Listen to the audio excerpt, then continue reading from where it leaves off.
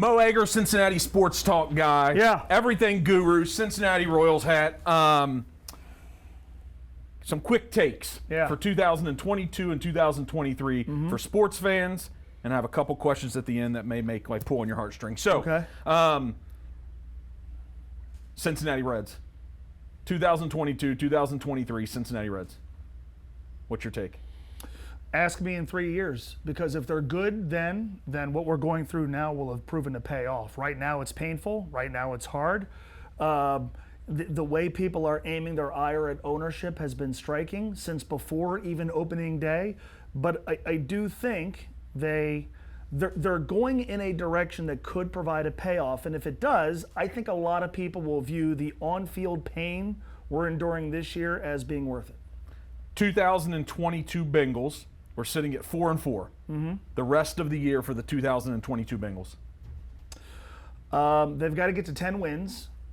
I think they can do that. Chidobe Awuze's absence gives me pause in thinking about them winning a championship. I don't think they can. But do I think they can still win the division? I'm not convinced that Lamar Jackson has enough guys to throw to. Their schedule eases up significantly. Baltimore's does, and you are chasing them. Bengals have to win 6 out of their last 9. Assuming they beat Carolina, they've won 2/3 of their last 6 games. They've got to win 2/3 of their last 9. I still think that's doable.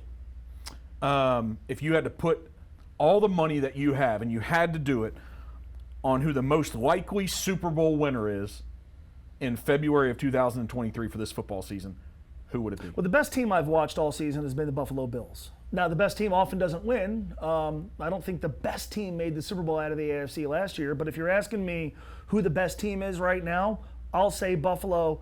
I think they've gotten better at running back. I'm a huge Josh Allen guy, and playing them at home is going to be really hard. And right now, the way things are trending, they're going to play all their home games at home, all their playoff games at home. Tom Brady, the Bengals get to play the Buccaneers this year. Tom Brady in 2022. Sad. Are you scared and sad? Sad. Yeah, it's sad to watch. Tom is I don't think he's the best football player I've ever watched, because I watched Jerry Rice and Lawrence Taylor, but he's the best quarterback of all time. It's not fun to watch a legend look mortal. I'd love for him to look mortal when the Bengals play him on December the 18th, I think it is.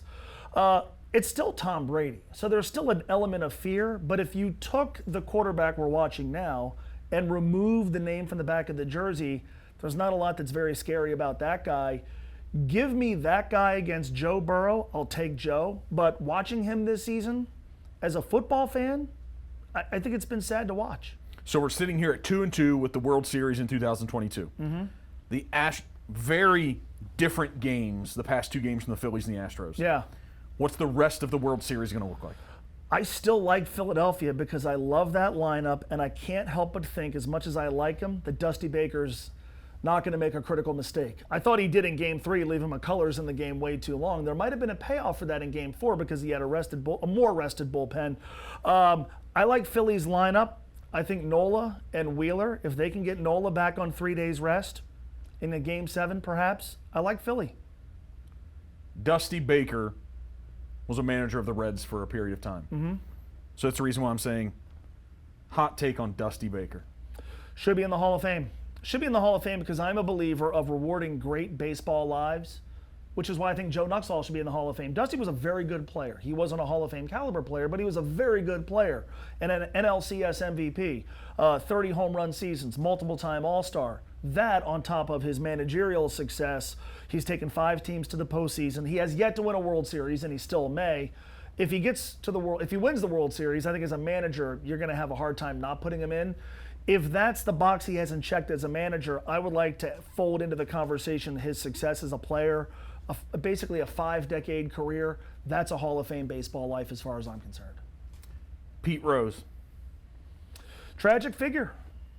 He's still the most recognizable figure in the history of Cincinnati sports, and because of his own behavior, he's on the outside of the sport looking in.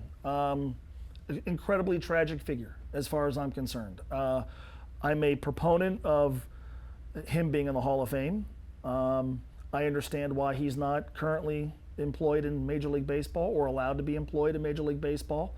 But more than anything, I just think an incredibly tragic figure. This is a guy who should have spent the last 35 plus years being celebrated for the player that he was, and instead that happens, but it doesn't happen without caveats. And I'm sad for Pete Rose fans that they don't get a chance to enjoy their idol and hero to the magnitude that they should if he wasn't guilty of so many off-field transgressions. Transferring a couple minutes to the personal side of Mo and not just off the sports. This will be interesting. This should be really fun. Yeah. Hot take on Mo Egger. Good guy who likes to have a lot of fun. Quick take on. I saw you post something. You asked me for a hot take on myself? I did. Really? Okay.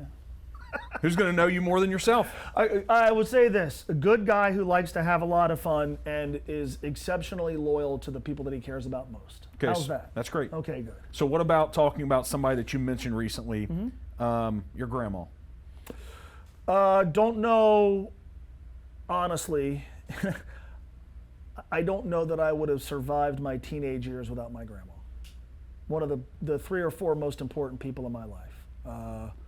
I was there for me at a time in my life as a teenager when I needed a steady adult figure, and she provided that for me. Awesome.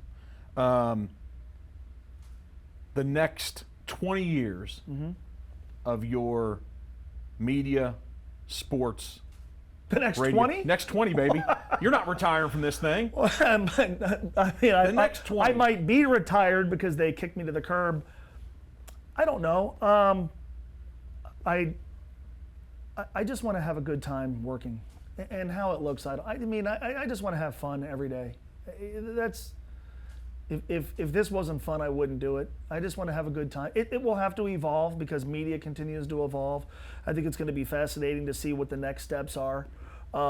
It is always a challenge as you get older to sort of stay on top of things that are maybe a little bit more aimed at younger people. I'm aware of that. I saw that happen as a young person. I see it now. But I just want to have a good time and create content that people enjoy. And I think we do that now. Maybe not, but that's all I want to do. So in sitting down on the Necessary Entrepreneur podcast and coming over here to the pivotal moments, what are, when you look back on your career, I'd love to say what's the pivotal moment, but that's tough to reflect over 20 years. What are 1 or 2 of the moments that you look back on, and if you didn't do that, or that didn't happen, or you weren't surrounded by that person, do you have those moments in your life of Mo the radio guy, Mo the sports guy, that were extremely pivotal in the way you thought, what happened to you, and outcome? Do you have these pivotal moments? Are there 1 or 2 that are really significant that stand out that helped you arrive here today? I think there's more people than moments, quite honestly. I think there's more just people that I've met or encountered or helped me. I don't know that, I'll say this. I thought I crafted my on-air voice during a period of time in 2000, from 2009 to 2012. My dad died and I went through a divorce, and I, as a coping mechanism, threw myself into the work in ways that I hadn't prior, and to be honest, haven't often since. I threw myself into the work, and as a result, I think I arrived as a talk show host in terms of consistency of performance and having, this is what I want our show to sound like, this is what it does sound like. And that's because I had all hell breaking loose in my personal life. I chose to invest more of myself in the show and in my job, mainly to get away from some of the other stuff. Your personal life. Yeah. What does excellence mean to you? Excellence means being happy with your own existence. I mean, you find yourself, I know the ultimate barometer is the audience, but at the end of the day, you have very little control over how much people listen or how much they like you. So you have to develop some sense of self-satisfaction in what you are doing. And if you do that, to me, that's excellence. Is Mo happy? Yeah, why wouldn't I be? I have a great job. I have a terrific wife. I have a beautiful daughter. I have great friends. I have an awesome family. Couldn't be happier. Couldn't be happier. I mean, I wish I wasn't here, but I couldn't be happier. Awesome. All right, give us one question for the people you've spent the last 2 hours with. And if I don't like the question, I'll kick it to some of the producers or something. One question for us, not necessarily. What's a question sitting here today? Am I getting paid for this? Well, we did give you some bourbon. They give me some bourbon. That's a pretty good exchange. How did this start? This started with, we have this passion to try to help people. Mm-hmm. It started from a business standpoint. We named the podcast The Necessary Entrepreneur.